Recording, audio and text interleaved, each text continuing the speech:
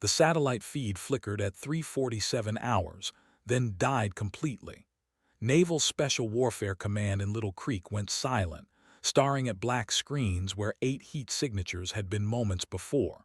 Commander Vincent Harlow stood with his coffee cooling in his hand, watching the empty grid coordinates over the Kunar province. The mission clock continued its digital crawl. 4 hours until extraction. The SEAL team had gone dark in the worst possible terrain, a valley the locals called the place where radios go to die. Mountains rose like broken teeth on 3 sides, limestone ridges that swallowed radio waves and GPS signals. The last transmission had been clipped professional, going static, mark our pose, then nothing.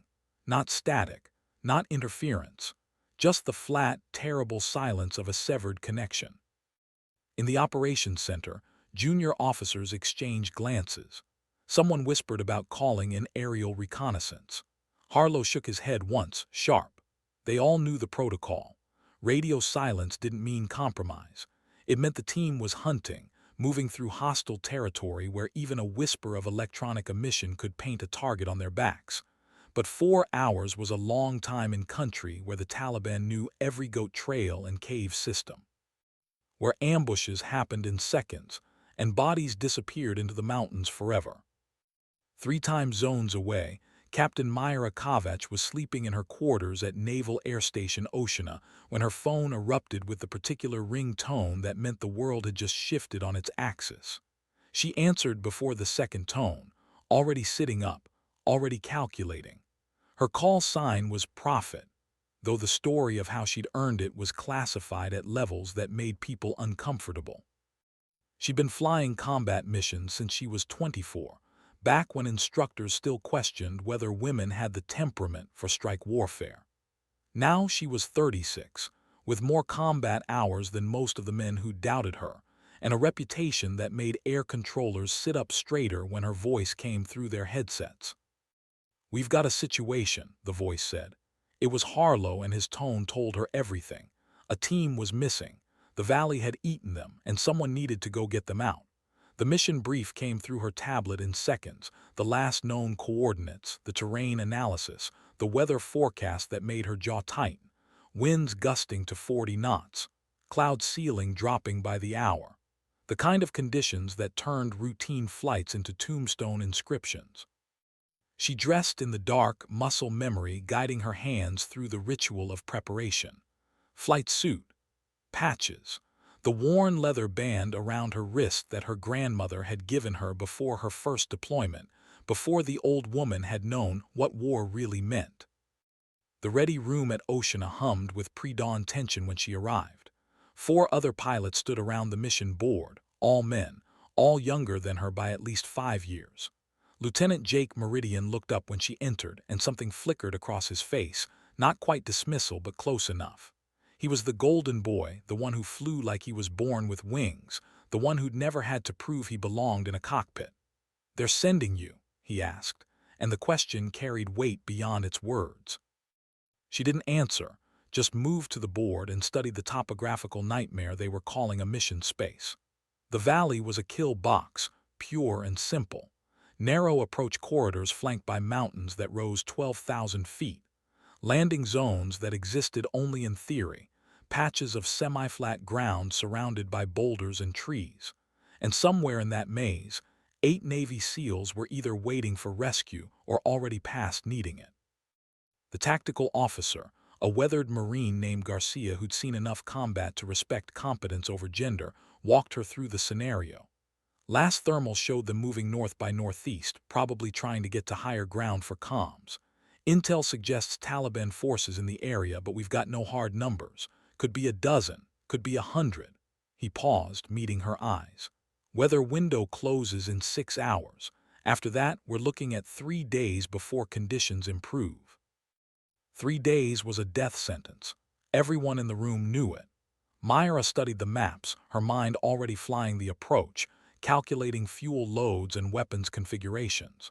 She'd need a super stallion, the CH-53E, big enough to carry the team out but nimble enough to thread through mountain passes in deteriorating weather. Meridian was still watching her, and she could feel his skepticism like a physical weight. He'd been chosen as her wingman, backup in case things went sideways, and his body language suggested he thought he should be leading this mission instead. Prophet, Harlow's voice crackled through the speaker system. He was patched in from Little Creek, watching everything through the satellite feeds that still worked. You're authorized for immediate departure, full combat load. Rules of engagement are weapons-free if you encounter hostile action. Primary objective is team extraction. Everything else is secondary. She acknowledged with the calm, clipped professionalism that had become her trademark. No dramatics, no bravado. Just the quiet confidence of someone who'd done impossible things before and expected to do them again. The walk to the flight line was silent, Meridian trailing behind her like a shadow that wanted to be substance. The CH-53E sat like a massive predatory bird under the harsh lights, rotor blades hanging slack, waiting for the violence of ignition. Her crew chief, a veteran named Tors who'd flown with her on 4 deployments, was already conducting pre-flight checks. He nodded when he saw her, a gesture of recognition between people who'd trusted each other with their lives more times than either could count. The cockpit smelled like hydraulic fluid and old coffee, familiar scents that steadied her nerves. She ran through her checks with the methodical precision of ritual, hands moving across switches and displays, while her mind projected forward into the flight ahead. Outside, Meridian was climbing into his own bird, a backup super stallion that would shadow her approach and provide support if she ran into trouble. The radios crackled to life with tower communications, other pilots preparing for dawn patrols, routine missions that felt like luxury compared to what she was about to attempt. Oceana Tower, Prophet 1-1, requesting immediate departure clearance. The controller's voice came back instantly. Prophet 1-1, you are cleared for departure. Vector 045, climb and maintain Angels 10. Weather advisory in effect for your mission area. Winds aloft at 40 knots, gusting to 55. Cloud ceiling descending to 8,000 feet. She lifted off into darkness that was just beginning to soften toward dawn, the massive helicopter rising with the ponderous grace of something that shouldn't fly but did anyway through sheer mechanical will. The Atlantic spread below her, black water touched with the first hints of gray light. Meridian's voice came through her headset, professional but edged with something else. Prophet, Saber 2-1, I'm on your 6, ready to follow your lead. The words were correct, the protocol perfect, but she heard the unspoken question underneath. Could she really do this?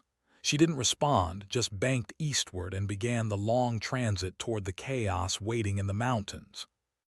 The flight to the carrier group took 2 hours, refueling in midair from a KC-130 that materialized out of the dawn like a flying gas station, then continuing across the ocean toward the Abraham Lincoln Strike Group that would serve as her forward base.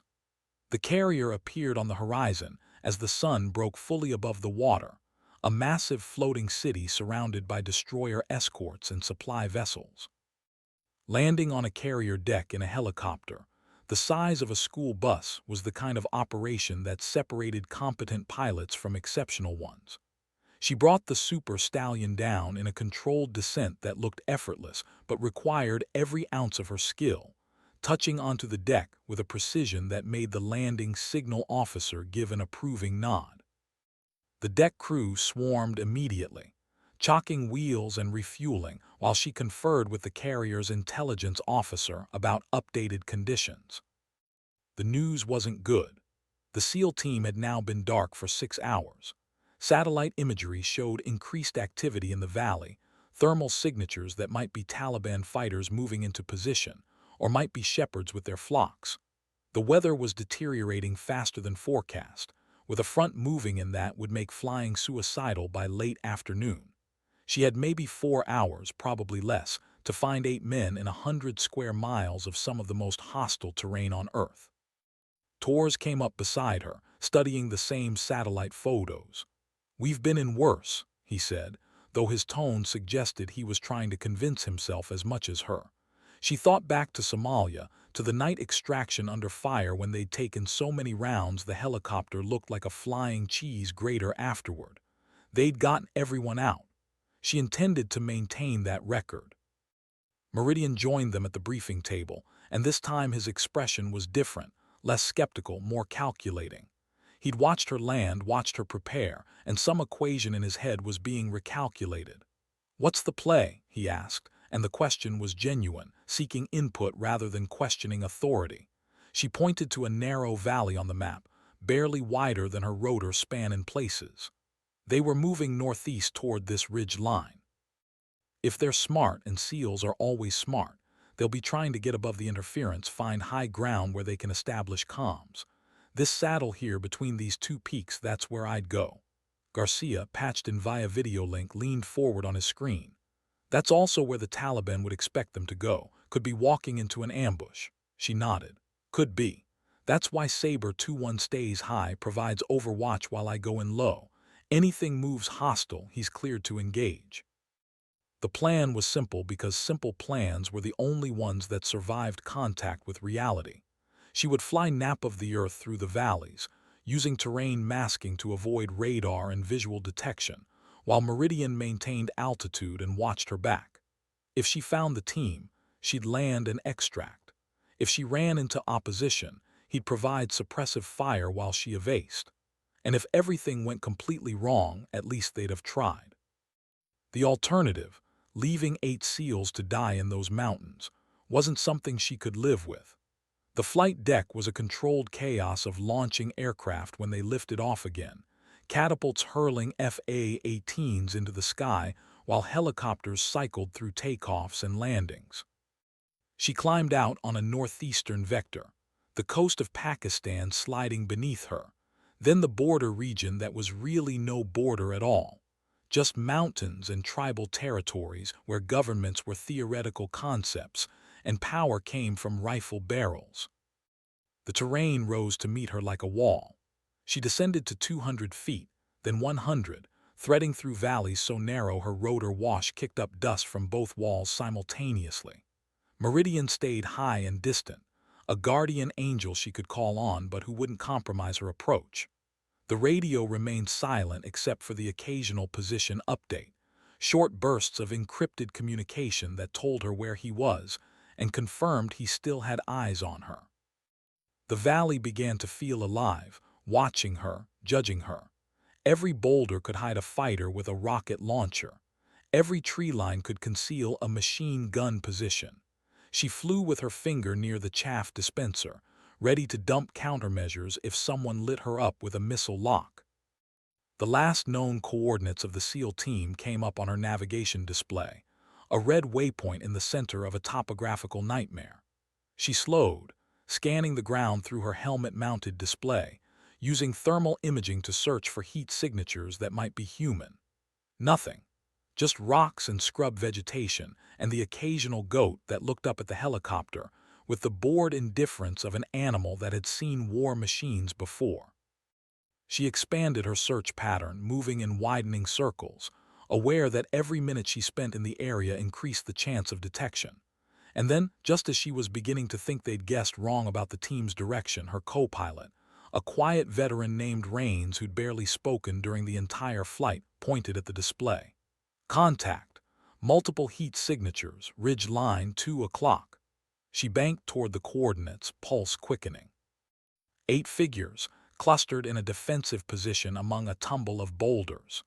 They weren't moving, which could mean they were dead, or wounded, or just smart enough to stay concealed until they knew who was coming for them. She keyed her radio to the emergency frequency the SEALs would be monitoring. Any call sign, this is Prophet 1-1 on guard. If you can hear me, pop smoke. For 5 seconds, nothing happened. The valley held its breath. Then a thin column of orange smoke rose from the boulder field, the most beautiful thing she'd seen in months. They were alive. She dropped toward the ridge line, fighting turbulence that tried to slam her into the mountain face, while Rains called out obstacles and clearances. 50 feet, 40, 30 feet to target, 20. The landing zone was barely large enough for her wheels, a patch of rocky ground surrounded by boulders that would tear her rotor blades apart if she miscalculated by even a few feet. She hovered, making minute adjustments, and then settled onto the mountain with a shudder that ran through the entire airframe. The SEAL team materialized from the rocks like ghosts, 8 men who looked like they'd been dragged through hell, and decided to tour the surrounding area while they were there. Their uniforms were caked with mud, faces streaked with camouflage paint and exhaustion, but they moved with the disciplined speed of professionals who knew the clock was running. Team leader, a senior chief with a beard that would have violated regulations anywhere except special operations, made eye contact with her through the cockpit glass, and something passed between them. Recognition, respect, the unspoken acknowledgement of one warrior seeing another. His men piled into the cargo bay in seconds, collapsing onto the deck with their weapons still trained outward, ready to fight even as they fled. Torres did a quick head count, gave her a thumbs up. 8 souls aboard. Time to leave. She pulled collective and the helicopter leaped upward, clawing for altitude away from the killing ground. And that's when the radio chatter started. Voices in Pashto, excited and urgent, crackling across the frequencies. Then Meridian's voice, sharp with adrenaline. Prophet, Saber 2-1, I've got multiple dismounts emerging from the tree line east of your position. They're setting up. Shit, RPG teams. The world contracted to tunnel vision and muscle memory. She threw the helicopter into a banking turn just as the first rocket-propelled grenade streaked past her tail boom, close enough that she felt the concussion through the airframe. Rains was firing chaff and flares, filling the air with decoys while she dove for the deck, trading altitude for speed. The valley walls blurred past, rock faces so close she could see individual stones.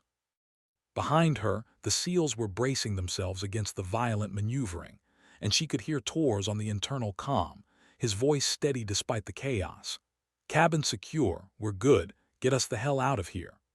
Another RPG, this one ahead and above, forcing her to jink left into an even narrower gap between cliff faces. The helicopter screamed in protest, alarms wailing about overstressed components and exceeding operational limits. She ignored them all, focused on the impossible geometry of threading a 50-foot aircraft through a 45-foot gap at 120 knots. Meridian's guns opened up, the distinctive thunder of his door-mounted miniguns audible even over her own engine noise. He was engaging the RPG teams, buying her seconds with suppressive fire that tore through the tree line like the wrath of an angry god. Good hits, he called. You've got a clear corridor northwest, take it now. She banked hard, feeling the helicopter shudder on the edge of controllability, and then they were through, exploding out of the valley into open air with enough speed that they kept climbing purely from momentum. The mountains fell away behind them, and with them the immediate threat, though her threat warning system continued to chirp about possible radar locks from distant locations. She leveled off at 12,000 feet, finally allowing herself to breathe, and glanced back into the cargo bay. The SEALs were looking at her with expressions she'd seen before but never tired of, the look of men who'd expected to die and were now recalculating their mortality. The senior chief pulled himself forward to the cockpit, moving with the careful deliberation of someone running on pure adrenaline and stubbornness. He leaned in close so she could hear him over the engine noise. That was the finest piece of flying I've seen in 20 years of getting pulled out of bad situations, he said, and his eyes held no condescension, no surprise that she was a woman, just the pure professional appreciation of excellence recognized. What's your call sign? She glanced at him, then back at her instruments. Prophet, she said simply. He nodded slowly as if the name explained everything. Fitting, heard stories about you, thought maybe they were exaggerated. He paused. They weren't. The flight back to the carrier was smooth compared to the insertion, though the weather was visibly deteriorating, clouds building into towering columns that flashed with internal lightning. They made it aboard just as the first drops of rain began to fall, the deck crew working in the growing storm to secure her helicopter and begin the immediate maintenance that would be required after the beating it had taken. When she finally climbed down from the cockpit, legs shaking from spent adrenaline, the SEAL team was already being processed through debriefing. But the senior chief waited, standing in the rain that was now coming down in sheets, and when she approached he extended his hand. "Senior Chief Marcus Webb," he said, "and I owe you my life, along with 7 other men who have families waiting for them." She took his hand, feeling the calluses and strength there, the grip of someone who knew exactly what had almost happened. "Just doing my job, Chief," he smiled, a brief flash of white teeth in his mud-streaked face. "Yeah, we all say that. Doesn't make it less true that you're damn good at it." He released her hand and turned to follow his team, but paused. "They used to call you Prophet because you could see things before they happened, read the battlefield like a book. Now I get it. You don't just see what's coming. You make it come out right." The debriefing took hours, officials wanting every detail, every decision point, every moment of the mission dissected and analyzed. Meridian was there too, and when they asked him about her performance, his answer was unequivocal. "She flew like the aircraft was part of her body, made decisions faster than I could process the situations. I've flown with a lot of pilots, including some legends. She's better." The words hung in the room, heavy with implications. This was a naval aviator, a member of a community not known for generous praise, saying that a woman, still a relative rarity in combat cockpits, was better than the legends. Garcia, watching via video link, allowed himself a small smile. He'd known. He'd flown with her before, back when she was still proving herself to skeptics who thought her presence in a cockpit was a political statement rather than a tactical asset. He'd seen her evolve from merely competent to genuinely exceptional, watched her develop the kind of instinctive feel for flying that couldn't be taught, only earned through countless hours and impossible situations. When the debriefing finally ended and she was released to her quarters, Myra found herself unable to sleep despite the exhaustion that weighted her limbs. She sat on her bunk, still in her flight suit, staring at the leather band on her wrist. Her grandmother had been a ferry pilot during World War II, one of the women who delivered military aircraft across the country while men fought overseas. The old woman had never seen combat, but she'd understood something essential about flying, that it was about more than mechanical skill, more than following procedures. It was about trusting yourself when the instruments were lying, when the weather was trying to kill you, when every rational voice said it couldn't be done. "You'll know when it matters," her grandmother had said, pressing the leather band into her palm. "You'll know when you're doing something that changes the equation." Today had been one of those days. 8 men who would see their families again. 8 lives that had hung in the balance and tipped toward survival because she'd been good enough, fast enough, brave enough. Sleep finally came, but it was shallow and troubled, filled with dreams of valleys that closed like fists and missiles that moved too fast to evade. She woke to afternoon light slanting through her porthole and a message on her phone, a summons to the Admiral's office. Admiral Catherine Voss was a legend in naval aviation, one of the first women to command a carrier strike group, and her office reflected the weight of that history. Photos on the walls showed decades of service, from her own days as a young pilot to command positions that had seemed impossible when she started. She looked up when Myra entered, and her expression was difficult to read. "Captain Kovac, sir." Myra stood at attention, uncertain what this meeting was about. Voss gestured to a chair. "Sit. We're not doing formal here." She waited until Myra was seated, then leaned back in her own chair. "I've been reviewing the mission reports from yesterday. Impressive doesn't begin to cover it." Myra said nothing, trained to let senior officers lead conversations. Voss continued, "I also reviewed your entire service record. 3 Bronze Stars, a Distinguished Flying Cross, more combat hours than pilots with twice your time in service. And yet somehow you're still just a captain, still flying missions instead of commanding squadrons." The implication hung in the air. Myra had been passed over for promotion twice, both times with explanations that were technically correct but felt hollow. Not enough time in administrative roles, needed more staff experience. The kind of feedback that sounded like reasons but felt like excuses. Voss nodded as if Myra had spoken aloud. "The Navy is changing. Slowly, too slowly, but changing. We need people who can do impossible things when it matters. I'm recommending you for promotion to major and assignment as executive officer of M12, with an eye toward squadron command within a year." The words took a moment to process. M12 was one of the premier Marine heavy helicopter squadrons, a combat unit that deployed to the worst places on Earth. Executive officer would put her second in command, with command itself within reach if she performed. It was the opportunity she'd been working toward for years, the validation that her skill mattered more than outdated prejudices. "Thank you, Admiral," she managed, and Voss smiled. "Don't thank me, thank yourself. You earned this the hard way." She paused.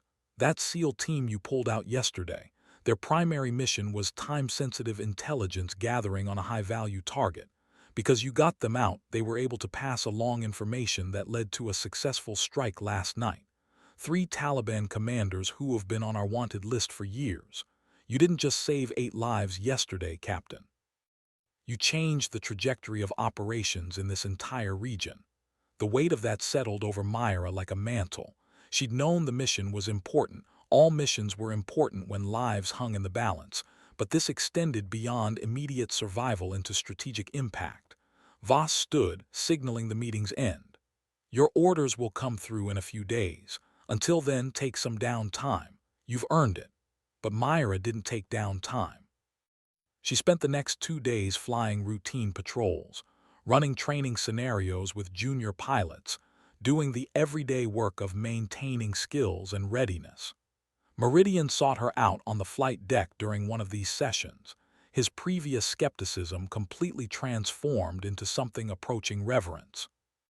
"I wanted to apologize," he said without preamble, "for doubting you, for thinking." He trailed off, searching for words. She cut him off with a slight smile. "You thought I got where I am through affirmative action rather than ability. It's fine, I've heard it before." He shook his head. "It's not fine, and watching you fly, seeing how you handled that extraction, you're better than most of the pilots I've flown with, gender irrelevant. I was being an ass and I'm sorry." She studied him for a moment, seeing genuine contrition rather than performative apology. "Then learn from it," she said. "And when you're in command someday, judge your pilots by what they can do, not what they look like." He nodded, the lesson received and, she hoped, internalized. These conversations were exhausting in their own way, the constant need to prove herself, to exceed standards rather than merely meet them. But they were also necessary. The slow grinding work of changing institutional culture one interaction at a time. The orders came through 3 days later, and with them a surprise. A formal commendation from the SEAL commander, a man known for his Spartan approach to praise. Captain Kovacs demonstrated exceptional skill, courage, and tactical acumen in the extraction of SEAL Team 7 from hostile territory under combat conditions. Her actions reflect the highest traditions of naval aviation and were directly responsible for the survival of 8 special operators and the success of critical intelligence operations. The words would go in her service record, adding to the accumulating evidence that she was something more than merely adequate. But more meaningful than the official commendation was the message she received from Senior Chief Webb, now back at his home base and recovering with his team. "Prophet, my wife wants to know if you like Italian food because she's insisting on cooking you dinner next time you're stateside. Fair warning, she's Sicilian and takes hospitality seriously. You saved me, which means your family now. Webb out." She read the message 3 times, feeling something warm and indefinable settle in her chest. This was why she flew, why she took the missions others hesitated at, why she pushed herself to maintain standards that sometimes felt impossible. Not for medals or promotions or proving points to skeptics. For moments like this, for the knowledge that somewhere a family was intact because she'd been skilled enough to bring their father home. The transfer to M12 came with a physical relocation stateside, back to a world that felt strange after months of carrier deployment. The squadron welcomed her with the cautious professionalism of a unit that had heard impressive stories but wanted to see the reality. She understood this, had been through enough unit transfers to know that reputation meant less than performance. They would judge her by what she did here, now, in training flights and readiness exercises, and eventually, combat. The squadron commander was a Marine colonel named Reeves who'd been flying CH-53 since before Myra joined the Navy. He was old school in some ways, gruff, demanding, skeptical of anything that deviated from established patterns. But he was also a realist who cared more about capability than tradition. Their first meeting was direct. "I read your record. Impressive. I also read the incident reports, the times you bent regulations to get missions done. I need to know, are you going to be a cowboy in my squadron or are you going to follow procedures?" She met his eyes without flinching. "I follow procedures until procedures are going to get people killed. Then I make the hard calls and accept the consequences." He studied her for a long moment, then nodded. "Good answer. Welcome to M12, Captain. Try not to make me regret this." The squadron's culture was different from what she'd experienced on carriers, more informal in some ways, more intense in others. These were pilots who specialized in the hardest missions, the ones that required flying massive helicopters into places they were never designed to go. They respected skill and scorned pretense, which suited her perfectly. Within weeks, she'd established herself through a series of training missions that pushed both aircraft and pilots to their limits. Low-altitude navigation through simulated hostile territory, night insertions onto confined landing zones, emergency procedures practiced until they became muscle memory. She led from the front, taking the hardest roles, demonstrating techniques rather than just describing them. And slowly, the squadron's attitude shifted. Pilots who'd been reserved became collaborative. Crew chiefs who'd been skeptical started requesting assignment to her aircraft. She became not just the new XO, but Prophet, the call sign carrying weight earned through demonstrated excellence. The deployment orders came 5 months into her tenure, a rotation to Afghanistan in support of ongoing special operations. The war there had supposedly ended years ago, but special operations forces still conducted missions against terrorist networks that refused to acknowledge defeat. Her squadron would provide the heavy lift capability, the ability to insert and extract teams from remote locations under any conditions. The deployment brief was sobering: increased Taliban activity, complex terrain, weather patterns that could change from clear skies to zero visibility in minutes, the kind of environment where mistakes were measured in body bags. Reeves looked around the room at his assembled pilots and crew. "This won't be routine," he said flatly. "We'll be supporting missions that push the envelope of what these aircraft can do. Some of you won't come home the same, but we're the best at this and we're going to prove it." The words hung in the air, heavy with implication. Then he looked directly at Myra. "Captain Kovac will be mission commander for all special operations support. When she talks, you listen. When she gives orders, you follow. Questions?"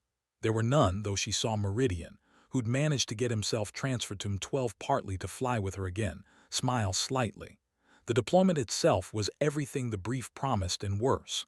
Long periods of routine punctuated by moments of absolute chaos. She flew missions into mountain valleys where the air was so thin the helicopters barely maintained lift. Extracted wounded fighters under fire while tracers lit the night like deadly fireflies. Brought teams into landing zones that existed only as GPS coordinates, patches of ground that might or might not hold the weight of her aircraft. And through it all, the leather band on her wrist, reminder of her grandmother's words about knowing when it mattered. Every mission mattered. Every decision carried the weight of lives that depended on her being fast enough, smart enough, brave enough. 3 months into the deployment, they got the call that would define everything. A team was down, shot down, their helicopter burning on a mountainside with survivors pinned by hostile fire. The location was a nightmare: steep terrain, heavy opposition, weather moving in. Command was debating whether extraction was even possible. Myra looked at the mission parameters, ran the calculations in her head, and keyed her radio. "This is Prophet. I can get them, but I need to go now before the weather closes in completely." Reeves's voice came back, and she could hear the conflict in it. "Prophet, the risk assessment is—" "I know what the risk assessment is, sir. I'm telling you it's possible, but only if we launch immediately." A pause that felt like an eternity, while somewhere on that mountain men were bleeding and hopping someone would come.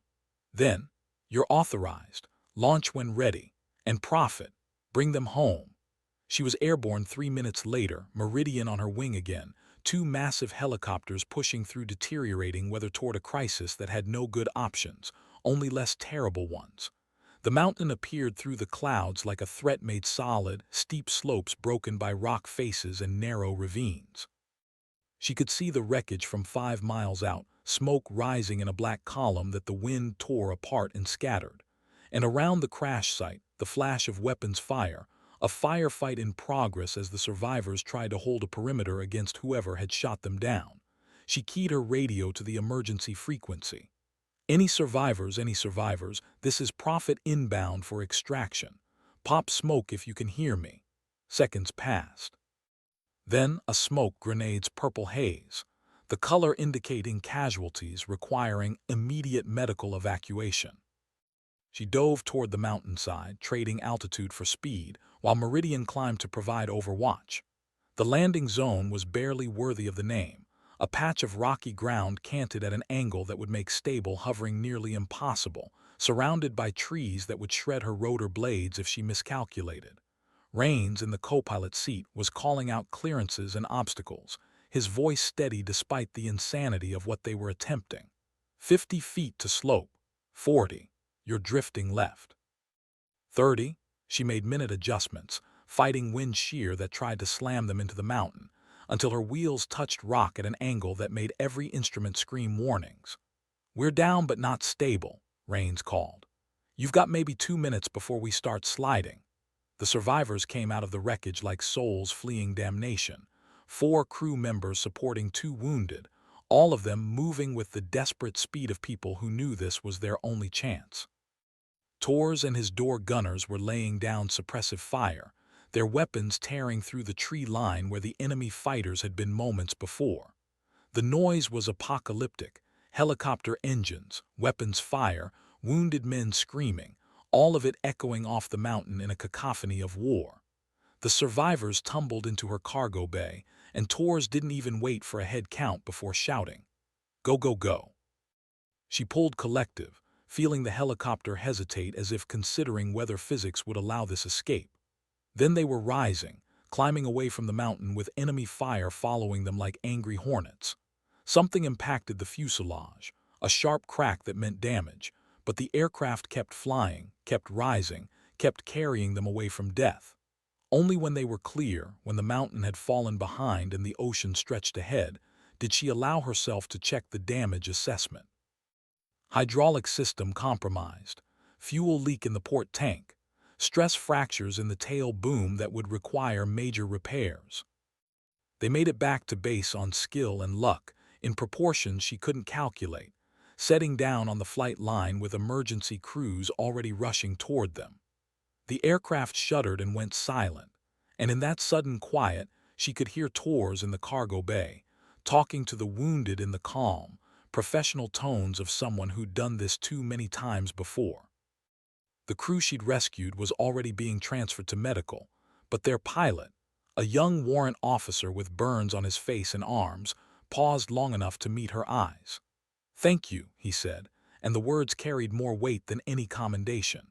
She nodded, unable to trust her voice, and watched him be carried away toward treatment and recovery and a life that had almost ended on that mountain. Reeves was waiting when she finally emerged from debriefing, his expression unreadable. "That was either the bravest or stupidest thing I've seen in 30 years of flying," he said. She waited for the other shoe to drop, for the reprimand about unnecessary risks or deviating from doctrine. Instead, he smiled. "Since everyone came home alive, we'll call it brave." The next day, her name was in the daily brief as an example of excellence in aviation. The day after that, the story had spread through the entire special operations community, becoming one of those legends that pilots told each other over beers, the kind of story that got embellished and refined until it was more myth than history. But the people who'd been there, who'd seen what she did and how she did it, they knew the truth. She was that good. And more importantly, she'd used that skill to save lives rather than accumulate glory. The deployment continued, more missions, more impossible situations made possible through skill and determination. And through it all, the leather band on her wrist, her grandmother's reminder about knowing when it mattered. Every day mattered. Every mission was someone's last chance at survival. Every decision carried the weight of families who would either welcome their loved ones home or receive folded flags and condolences. When they finally rotated home, 8 months after deploying, the squadron had completed over 200 missions without losing a single aircraft or crew member, a record that seemed impossible given the conditions they'd operated in. The welcome home ceremony was standard military pageantry. Families crowded onto the tarmac, bands playing, speeches about service and sacrifice. But Myra's attention was caught by a group standing at the edge of the crowd. 8 men in civilian clothes, bearded and weathered, accompanied by women and children. Senior Chief Webb and his team, the SEALs she'd pulled off that mountain what felt like a lifetime ago. Webb approached as the ceremony wound down, a woman at his side who could only be his wife, and 3 children ranging from teenagers to elementary school age. "Captain Kovac," he said formally, then broke into a genuine smile. "Prophet, I'd like you to meet my family, Sarah, Tommy, Marcus Jr., and little Elena." His wife extended her hand and Myra saw tears in her eyes. "Thank you for bringing him home," she said simply. "The dinner invitation still stands. Any time." The eldest son, Tommy, stepped forward with the awkward confidence of a teenager trying to be brave. "My dad says you're a hero," he said. Myra shook her head. "Your dad's the hero. I just flew the helicopter," Webb laughed. "Don't let her fool you, son. She's exactly as advertised." The interaction stayed with her in the days that followed, a reminder of why the work mattered beyond medals and promotions. She'd given this family more time together, more memories, more ordinary moments that would have been stolen if she'd been less skilled or less willing to take the hard missions. A month after returning stateside, the promotion came through, Major Kovac now, with orders to take command of M12 when Reeves rotated out in 3 months. The change of command ceremony was scheduled, preparations made, her new responsibilities outlined in thick binders of policies and procedures. But before all that formal transition, there was a moment that mattered more than any ceremony. She was in the hangar, doing a post-flight inspection on her aircraft, now permanently assigned to her with Prophet stenciled below the cockpit window, when a group of young pilots approached. They were fresh from flight school, newly assigned to the squadron, carrying the nervous energy of people who knew they were about to be tested. One of them, a young woman with lieutenant's bars so new they practically sparkled, stepped forward as spokesperson. "Major Kovac, we were wondering, could you maybe tell us about some of your missions? We want to learn from the best."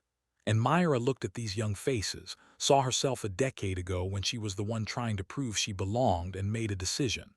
"Come on," she said, gesturing toward her office. "I'll tell you about the day the radio went dead and what happened when we brought them home."